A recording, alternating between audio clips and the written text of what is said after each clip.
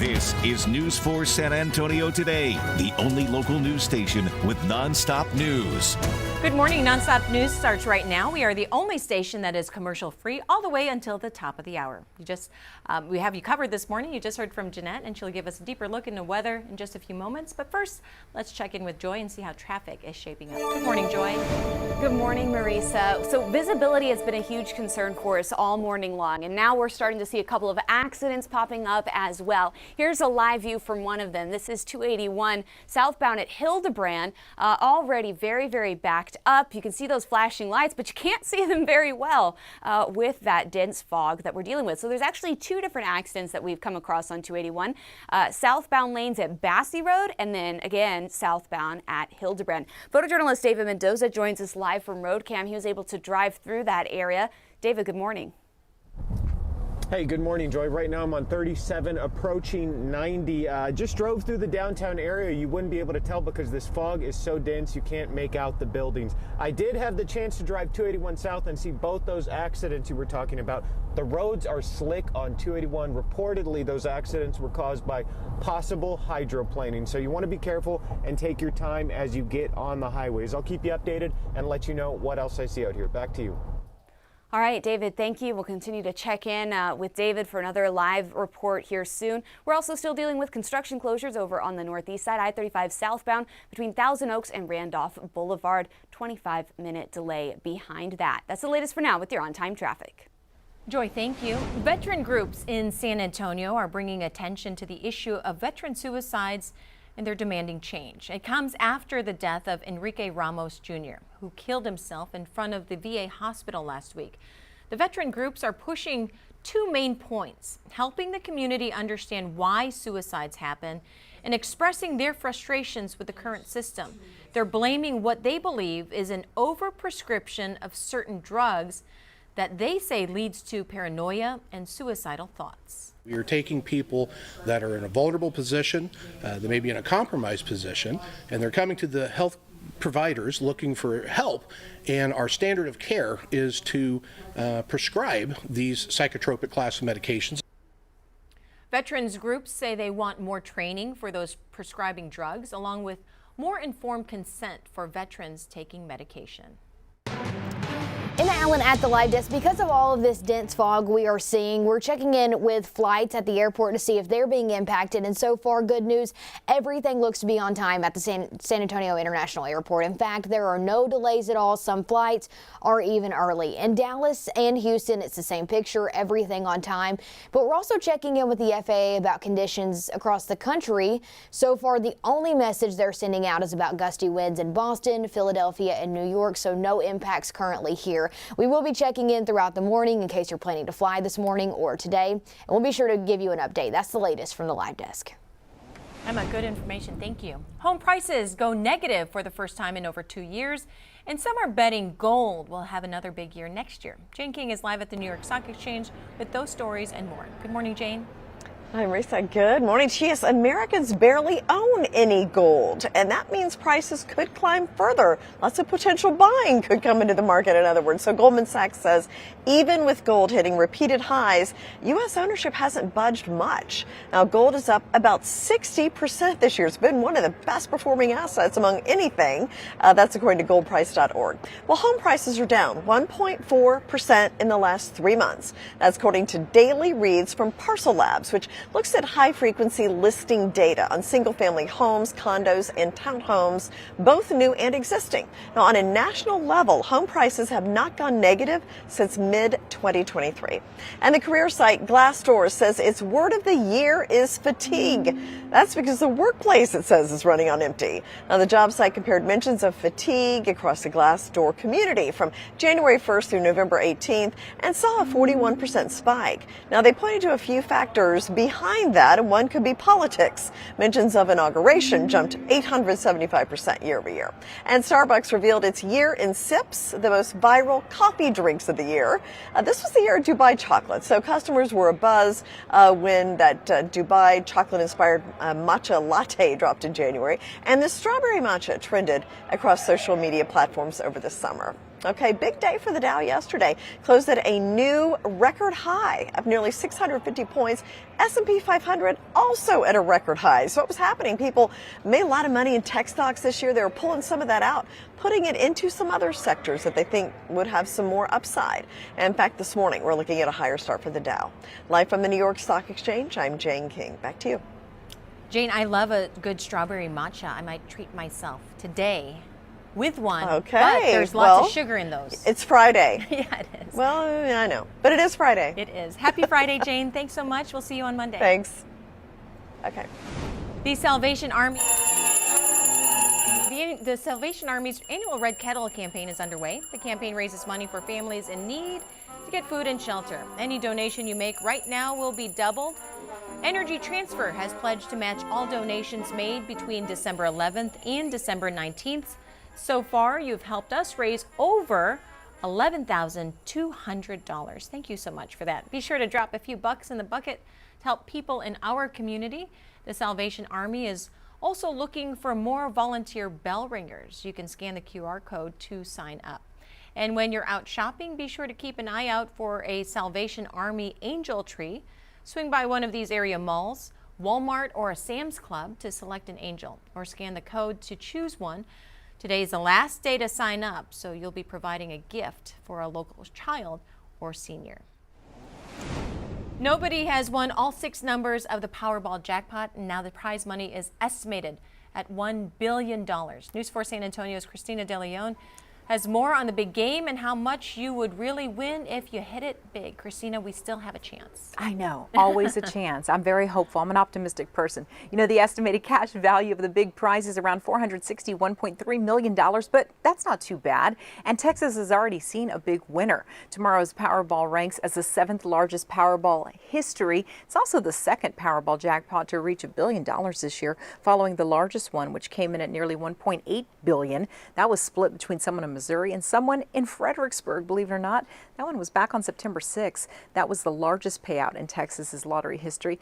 Now, if you win tomorrow, the cash value is big, as I mentioned, $461.3 million, but you could select the annuity option and get an immediate payout followed by 29 annual payments that would be increased by 5% every year. Now, tomorrow's drawing is going to be at 9:59 p.m. and the overall odds of winning that big prize, 1 in 292.2 million is your odds, basically. But you're saying there's a chance, so you may want to go out and get a ticket, and best of luck to you. And don't forget your friends right here at News 4 San Antonio. We're always right here for you every morning. Live in the Content Center, I'm Christina De Leon. Marissa, we'll send it back to you. And Christina, if you win, I'm right next to you. I'm your desk buddy, so I should be the first to get some. Congo Falls opens tomorrow at the San Antonio Zoo. Earlier in the show, we introduced you to 4 of the 7 gorillas who will now call the zoo home, including 3 lovely ladies from Atlanta. Now let's get to the bachelors of the group who will be living next door. First off, there's 23-year-old Juba. His keepers say he's a natural charmer and enjoys popcorn and diluted Gatorade. Shayna also is 23. He's really good at using tools and is a big fan of peanut butter. Then there's Buenzi. He's got a bit of case of resting gorilla face. The zoo says his strong brow ridge can make him look grumpy, but he's actually super laid back and gentle. One of his favorite snacks is onions. Oh, that's like David. The zoo says Congo Falls is its most ambitious and immersive habitat to date. It's 2 acres big and designed to replicate the lush, multi-level terrain of the African jungle. Visitors can walk into the entrance through a trailhead and look down at the gorillas. There is also a 30-foot waterfall and a 70-foot tall tower called Mays Family Silverback Peak for the gorillas. It's the largest gorilla tower in the world. The gorillas can climb up that tower inside, and at the very top it has the glass, and so if you're having your event at the Rollston, you might have gorillas also watching you. And that Mays Family Silverback Peak is the tallest gorilla tower in the world. Tune in for News 4 San Antonio at noon. Our team is bringing you a live behind-the-scenes sneak peek before Congo Falls opens to the public. And News 4 will be streaming the big debut on Saturday morning when the exhibit opens at 10 a.m. You don't want to miss it. You can watch it live on news4sa.com, and be sure to download the News4SA app. We will alert you when we are live streaming the opening of the Congo Falls habitat. How exciting. Now your certified most accurate 4-zone weather with meteorologist Jeannette Calle. And Jeannette says good weather tomorrow if you're heading out to the Yes. zoo to check them out for the big debut. Yes, tomorrow morning, cloudy, a bit wet or damp, but then in the afternoon it clears out and temperatures in the 70s. So I would say great zoo weather tomorrow. You don't want it too sunny anyway because you're walking around. Exactly, and then you get hot too fast. Too with hot all too that fast. sun. Hey, I am tracking the cold front, and that's going to bring us some cold weather beginning on Sunday. Let me tell you, temperatures are just going to be all over the place over the next 7 days, but I'm here to get you through it.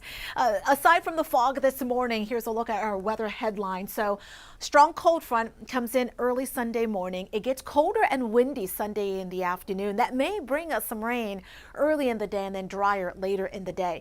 Freeze for some spots Sunday night into Monday morning.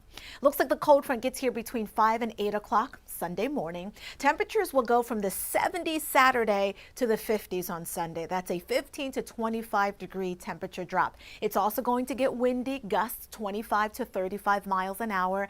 That's going to make it feel like we're in the 40s.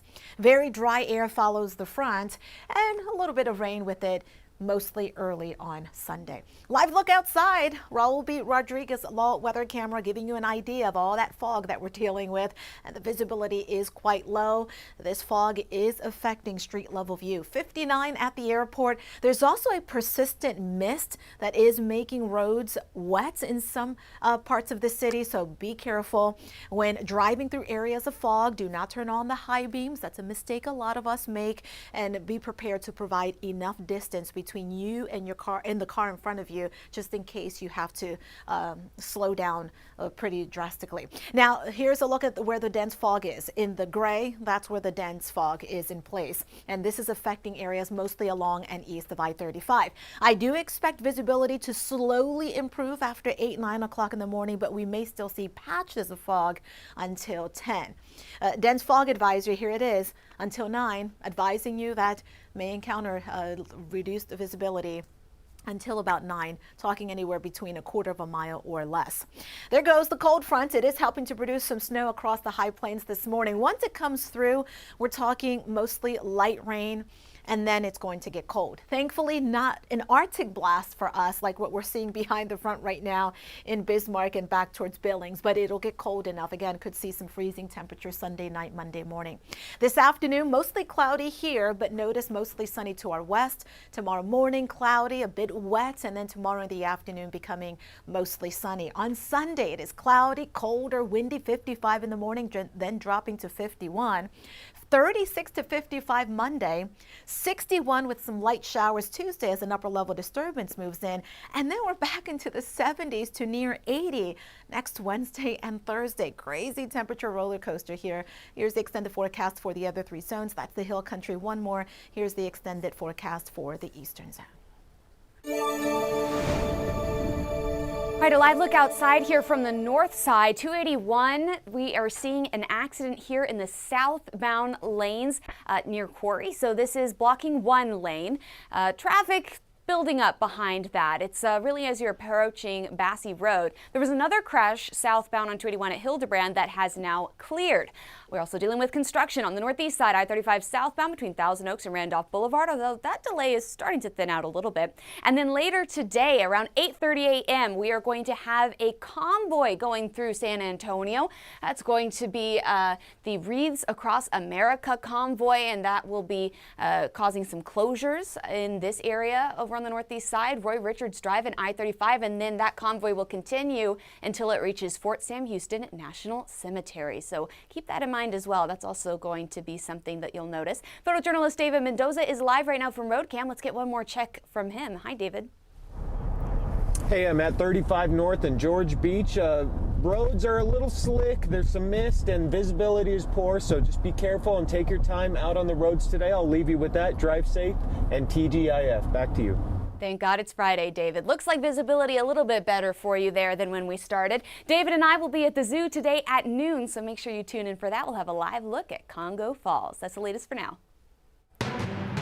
In the Allen at the Live Desk, we're following some breaking news. A clear alert just issued for a 62-year-old man in Bexar County. Authorities say he could be endangered.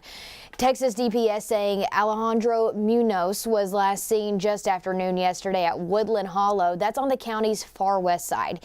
He was seen wearing a silk t-shirt and shorts. Again, authorities listing this as a clear alert, a missing adult that is possibly endangered. If you know where this man is, you should contact the Bexar County Sheriff's Office. That's the latest from the Live Desk. Emma, thank you so much. Stick around for a special piece of San Antonio appearing on the Today Show. This morning, Savannah Sellers gives viewers an inside look at the groundbreaking new gorilla habitat at the San Antonio Zoo. And don't forget to join us at noon. As Joy mentioned, she is going to be at the zoo, giving us all a behind-the-scenes sneak peek at Congo Falls, the new gorilla habitat that's opening up at the San Antonio Zoo. A lot of the gorillas arrived earlier this month. I think a couple more arrived just this past week. So it's going to be a really fun time and a really cool experience for everyone. So it's not only just Congo Falls, but the Ralston is going to have that premier area where you can hold events, weddings. So pretty, and the weather should be great. Yeah, big party at the San Antonio Zoo the next couple days. The fog lasts until about 9-10 a.m. The cloud cover continues until 2. After 2, we'll see some sun. So okay, better weather later in the day. We're going to be good. Thank you so much for joining us. We appreciate it. David's going to join us at noon, and we will see you then.